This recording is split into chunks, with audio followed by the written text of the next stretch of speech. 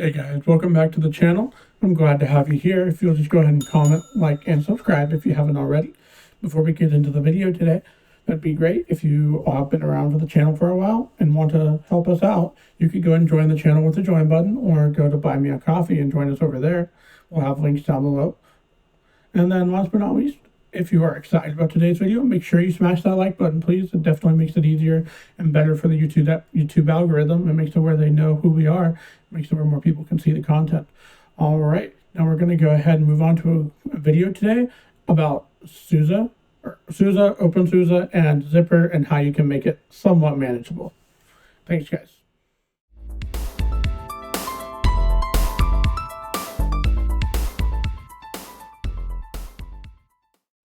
First off, today you will see that we're doing something a little bit different. I'm going to have the screen behind me so you guys can see what we're doing.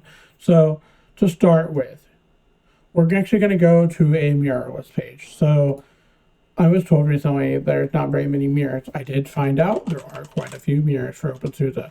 So if I go to the mirrors report, you can go down to mirrors.opensuse.org.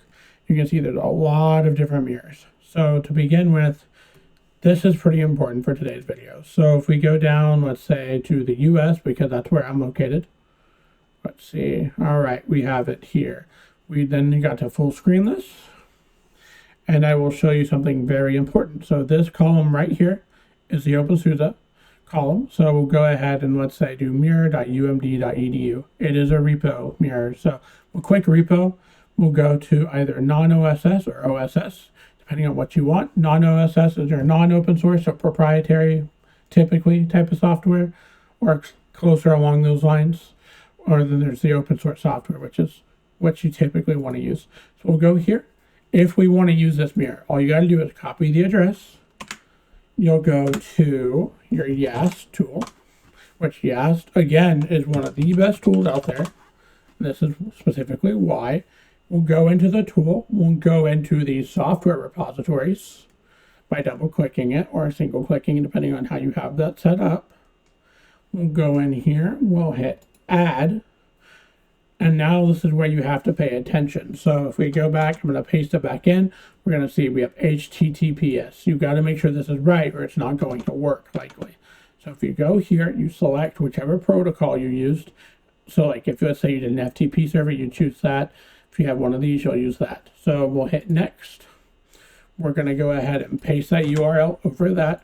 We'll give it some type of name. So I'm going to name this UMD mirror. That's what I'm going to do for this. We're going to go ahead and hit next. This makes it very simple, very easy to understand, I hope. And you'll see here, it does everything else for you. The rest of it's all up to the system, and you don't have to worry about anything. You'll see here in just a second, it's building the cache, it's loading the mirror stuff, it's reading repository licenses, it's accepting everything in your behalf if need be, and there we go. Now we have our mirrors. I've already configured a few others, like Rackspace here. There's the called Mirror Cache, I'll explain in a minute, and then there's LeaseWeb, which is a couple of other mirrors. This has actually sped up my downloading for OpenSUSE quite a bit. It makes it pretty easy and it makes it simple. So next I'm going to go ahead and while we're here, go ahead and show you what mirror cache is and explain what mirror cache is. So if we go to the OpenSUSE mirror cache page. All right, we'll go ahead and make sure I can spell this correct first. And we'll go to the page over on GitHub. So we can see here, it is basically a cache for where they download a bunch of files and they make it where you can easily access them. The difference is this is basically where they jumble a bunch of them together and then you can pull from that, but it's usually a faster server, a faster mirror. So if you want to use that, which I recommend you do, all you have to do is go add another repository like we did before, but use this address. So mirrorcache.opensuse.org /tumbleweed/repo/open source software, meaning OSS. If you want the non-open source or more proprietary base, it's the same address, except for you're going to have the OSS be non-OSS. Many of these repos at least the address is formatted in the same way to make it very consistent, very easy to understand. So that's a plus. And then last but not least, I'm going to go show you something else real quick that I did in my free time that made it where my experience with Zypper is a little bit better. So if I go over to my GitLab, which is gitlab.com/sprungles, you will go ahead and go over to personal projects.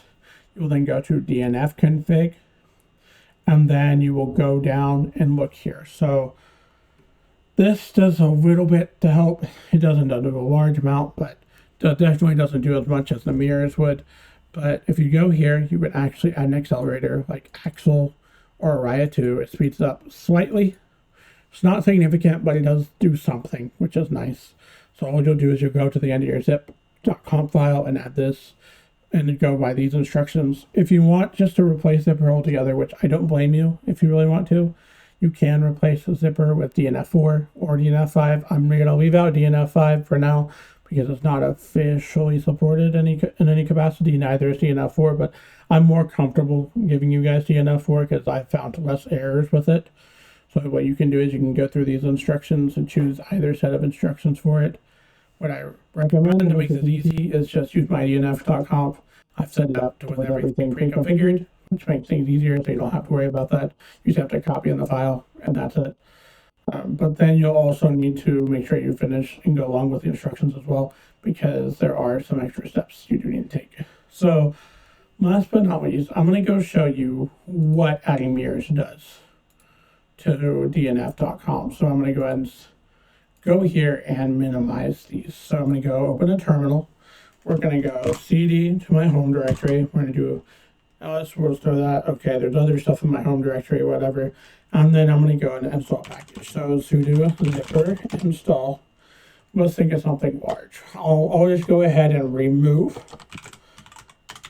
LibreOffice and reinstall that for you. So we'll remove LibreOffice. Let's see. Here's an error that pops up.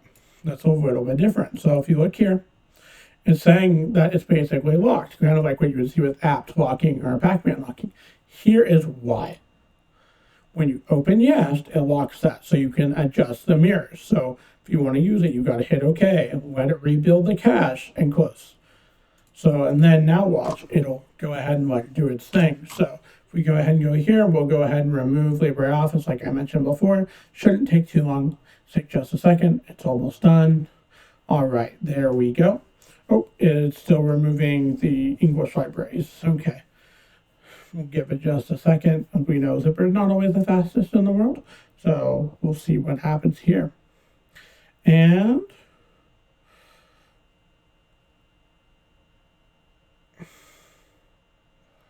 here we are. So it has finished. Now we're going to go ahead and do sudo zypper install, which if you want to do install for short, you can do in, and we'll name the package. So we'll do LibreOffice. We'll hit enter, let it find it, the repository, read from the repository, resolve from the repository, and then do Y to install it. You will see a small improvement in speed on this. So look how much faster this is going. This is downloading at 20 megabytes or so per second. Whereas before it was downloading at about 2, 3, 4, to be honest with you. So by having a mirror closer to me, it makes it where it doesn't have to go as far, so it's a faster transfer.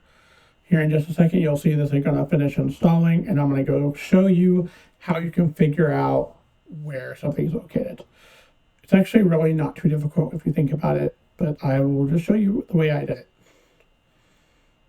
All right, it is almost finished, and here we go. It is done.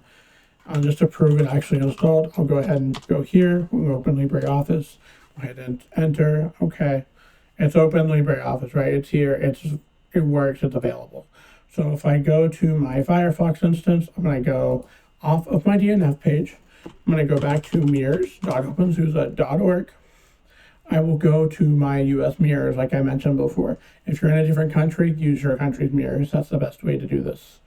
And then you'll go ahead and go here. Let's say we're going to go to codingflyboy.mm.fcix.net. You can just click here to go to the actual mirror itself, or you can even click a repo like I did earlier to go to the repo or even the ISO. So, but let's say here, oh, they don't have updates. Okay, whatever. But if you want to figure out where they're located, you can click on their website. It'll actually pop up like this is the Fremont, cannot pronounce this, Internet Exchange. And it's not even in English for parts of it. At least some of that name. At least I don't think so. If I'm wrong, let me know down in the comments below. Alright, that's really it for today's video. It's not super complicated, it's not super in-depth, but it is enough to show you that Zypper doesn't have to suck as much. If I find anything more, then I will go ahead and let you guys know. If you'll go ahead and comment, like, and subscribe if you haven't already. If you'll go ahead and join the channel if you want to, that'd be great. And then if you don't like YouTube for the platform, we do have Buy Me a Coffee, which is basically an open source alternative. We are going to start having our podcast now over on Podbean again, which means it'll be up with Spotify app.